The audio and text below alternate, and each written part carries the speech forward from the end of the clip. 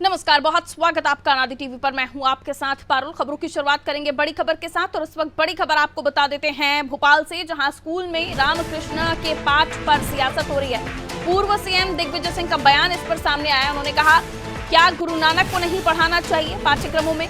क्या जीसस को नहीं पढ़ाना चाहिए? क्या मोहम्मद साहब के बारे में नहीं पढ़ाना चाहिए? सभी धर्म के धर्मगुरुओं के विचारों को पढ़ाया जाना चाहिए। कि हाल ही में पाठ्यक्रमों में रामकृष्ण के बारे में पढ़ाने के लिए पाठ्यक्रम जोड़े जाने को लेकर चर्चाएं जोरों पर हैं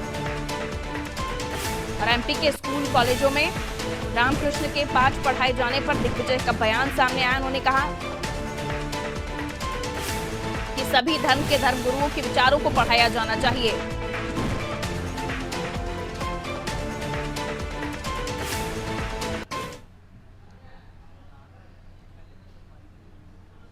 और भगवान राम एक आदर्श पुरुष थे। भगवान राम हमारे आदर्श पुरुष थे। उसके बारे में कोई आता है तो हम उसका स्वागत करेंगे, लेकिन साथ में इसके साथ साथ गुरु नानक जी पर क्यों नहीं आना चाहिए? जीसस पे क्यों नहीं आना चाहिए? अब मैं कहूँगा तो आप लोग गैजेट करके वही सिखाएंगे। जितने भी धर्म के गुरु हैं, सबके अच्छे आचरणों का उल्लेख अगर किया जाता है बच्चों के लिए। तो दिग्विजय सिंह का कहना है कि सभी धर्म के धर्मगुरुओं के अच्छे आचरण के बारे में अगर पढ़ाया जाता है तो पढ़ाया जाना चाहिए। वो ऐसा कहते हुए नजर आए हैं। भगवान राम और कृष्ण हमारे आदर्श है, वो कहते हैं उनके बारे में पढ़ाया जाना चाहिए, लेकिन दूसरे धर्म के धर्मगुरुओं के बारे में भी पढ़ाया जाना चाहिए।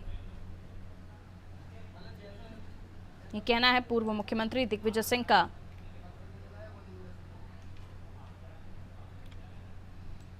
तो दिग्विजय सिंह, ऐसा नहीं है कि पहली बार उन्होंने इस तरह का कोई पक्ष रखा हो अपना, इससे पहले भी वो बात रखते आए हैं।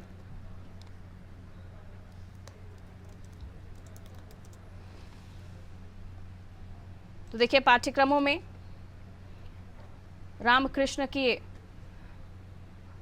पाठ को जोड़ने को लेकर देखिए काफ़ी समय से अलग अलग तरह की बयानबाजियां होती हुई चली आई हैं। और अब दिग्विजय सिंह कह रहे हैं कि क्या गुरु नानक जी को नहीं पढ़ाना चाहिए, जीसस को नहीं पढ़ाना चाहिए, मोहम्मद साहब के बारे में नहीं पढ़ाना चाहिए। उन्होंने कहा सभी धर्म के धर्मगुरुओं के विचारों को पढ़ाया जाना चाहिए। इस बयान को कैसे समझा जाए, चलिए लिए चलते हैं आपको न्यूज़ रूम, जहाँ से ब्रिजेश चौक से जो हमारे ब्यूरो हमारे साथ बने हुए, उनसे इस खबर को और भी समझने की कोशिश करेंगे। ब्रिजेश जी, जब भी दिग्विजय बोलते हैं उनके बयानों में कुछ अलग तर्क होते हैं, कुछ अलग बातें होती हैं। इस बार भी उन्होंने बयान तो सीधा दिया है, लेकिन उसका आकलन कई जगह से किया जा रहा है। धर्म गुरुओं के बारे में पढ़ाना चाहिए, वो कह रहे हैं सभी धर्म गुरुओं के बारे में पढ़ाना चाहिए। क्या मोहम्मद साहब को नहीं पढ़ाना चाहिए, जीसस को नहीं पढ़ाना चाहिए, नानक को नहीं पढ़ाना चाहिए? और जब राम और कृष्ण के पाठ्यक्रमों में ऐड करने की बात आ रही है, जोड़ने की बात आ रही है, तब उनका ये बयान आता है। कैसे देख रहे हैं? निश्चित तौर पर ये सियासी बयान है, लेकिन दिग्विजय सिंह बात सही कह रहे हैं कि बाकी धर्मगुरुओं की बात और उनके जो अच्छे आचरण हैं, उनकी जो संदेश हैं, वो भी पढ़ाए जा सकते हैं। लेकिन सवाल ये उठता है कि 10 साल मध्य प्रदेश के मुख्यमंत्री रहे दिग्विजय सिंह, उन्होंने क्यों नहीं ये व्यवस्था की कि बाकी के धर्मगुरुओं को साथ राम और कृष्ण को भी पढ़ाया जाए पाठ्यक्रमों में? यदि वो इसकी तारीफ कर रहे हैं और यदि वो आज राज्यसभा में हैं, तो क्या कोई ऐसा बिल उन्होंने पेश किया है कि पाठ्यक्रमों में रामकृष्ण के साथ सभी धर्मगुरुओं को शामिल कर लिया जाए, उनके अच्छी चीज़ों को पढ़ाया जाए छात्रों को? निश्चित तौर पर ये सियासी बयान है पारुल, और सियासी मकसद से दिया गया हुआ बयान है, क्योंकि जिस तरह से बीजेपी सरकार रामकृष्ण को पढ़ाने की और पाठ्यक्रम में बदलाव की बात कर रही है, और कांग्रेस को कहीं लगता है कि उससे उसका दूसरा वोट बैंक कहीं खपा ना हो जाए, उससे छूट ना जाए, तो वो उस वोट बैंक को साधने के लिए एक तरह से इस तरह के सियासी बयान दे रहे हैं। हमने देखा है पहले जो प्रारंभिक कक्षाएं होती थी, वहाँ किस तरह से पाठ्यक्रमों में पढ़ाया जाता था और कांग्रेस शासन में कैसे बदलाव हुए। आप देखिए, पाठ्यक्रमों में पहले गा से गमला नहीं, गा से गणेश पढ़ाया जाता था, लेकिन आप देखिए बाद में उसमें बदलाव होते गए। इसी तरह के बहुत सारे छोटे छोटे बदलाव किए हैं। ये कांग्रेस शासन काल में बदलाव हुए, तो इसके पीछे कांग्रेस की क्या मंशा थी?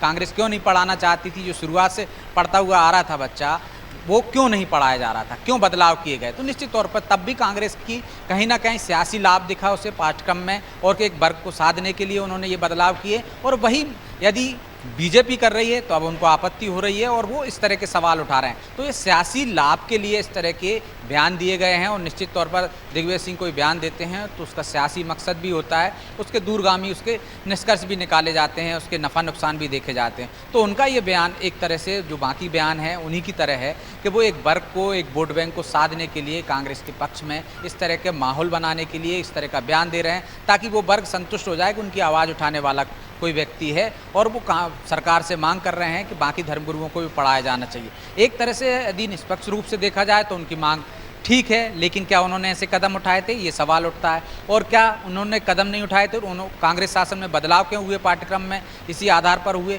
तो क्या ये तुष्टीकरण की राजनीति है? तो जो हाथी के दांत होते हैं दिखाने के और होते हैं, खाने के और होते हैं। तो वही दिग्विजय सिंह का बयान यहाँ पे बता रहा है कि उनका मकसद क्या है। पारुल, बिल्कुल, बहुत शुक्रिया ब्रजेश जानकारी के लिए। तो दिग्विजय जब भी कहते हैं उनकी बातों का अर्थ अलग अलग तरह से निकाला जाता है, क्योंकि यूं ही दिग्विजय अपनी बात नहीं रखते कभी भी और राजनीति में मंजे हुए चाणक्य कहलाते हैं, तो इसलिए उनकी बातों को बहुत गंभीरता से भी लिया जाता है। और इस बार भी उन्होंने जो बात रखी है इसमें उन्होंने कहा कि सभी धर्म के धर्मगुरुओं के विचारों को पढ़ाया जाना चाहिए। और जैसे कि ब्रजेश जी भी कह रहे थे कि दिग्विजय जो कहते हैं तो उनके हाथी के दांत दिखाने के कुछ और, खाने के कुछ और होते हैं। और इसलिए दिग्विजय की बातों को जब भी उनकी बातों को लेकर चर्चा होती है तो कई पुरानी बातों का भी जिक्र कर लिया जाता है।